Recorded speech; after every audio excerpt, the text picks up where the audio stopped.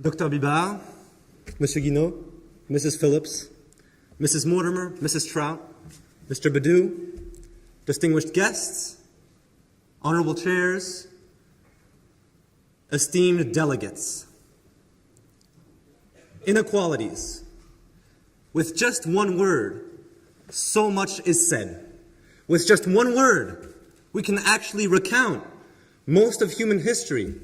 But while we remain enthralled by humanity's beauties, intricacies, and intellect, or even when we stand bewildered before humanity seized by its most visceral and violent emotions, we forget the constant presence and constant harm of inequalities. For instance, we may find ourselves captivated by the great minds of Athenian democracy, or awestruck before great works of the Renaissance. But we too often forget that at the foundation of the Athenian structure was slavery. And it's no coincidence that when we think Renaissance, we think of Da Vinci, we think of Dürer, we may think of Michelangelo, but we never think of women. Even at times when human reason shone through obscurity and brought humanity out of the darkness, this light was not strong enough to show that perhaps the exploitation and disrespect of fundamental rights of other human beings may be a greater inequality than all. Nonetheless, we have sought to make our light shine brighter still, and the words of people such as James Baldwin, Frederick Douglass, Mary Wollstonecraft were beaming rays converting the darkness. Today, humanity is far ahead where it used to be a century ago.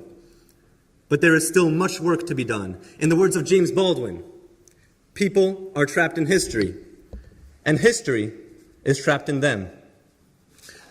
To illustrate, I saw a documentary last year about the New York Public Library. And in it, it was said that today there were recent textbooks used in Texas that said that the Atlantic slave trade was bringing workers to the United States. Nothing about rape, nothing about violence, nothing about disease, nothing about death. It's no wonder that there is racism. It's no wonder that there is discrimination. And this illustrates the importance of truth in the fight for change, because if we do not know what is, how are we supposed to know what should be? However, sometimes the greatest enemy in the fight for truth can be the truth itself. Because whenever we think of inequalities, we're drowned in big problems, big numbers, statistics. And while these numbers are extremely important for us to face the problems and understand that there are problems and large problems, when everything is so big, how are we not supposed to feel small? How can we not feel powerless and insignificant in the face of such behemoths? How can we believe that we are actually powerful? How can we believe that not just politicians and the rich can actually exert their will?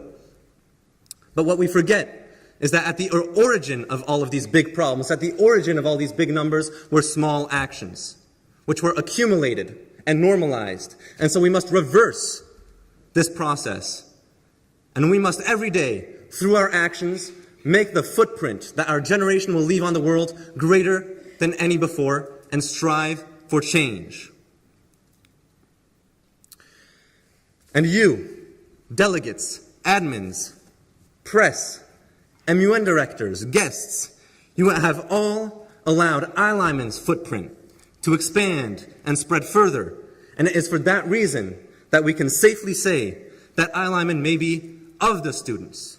Ilymun may be by the students, but Ilymun is not just for the students. Ilymun is for the world. Thank you.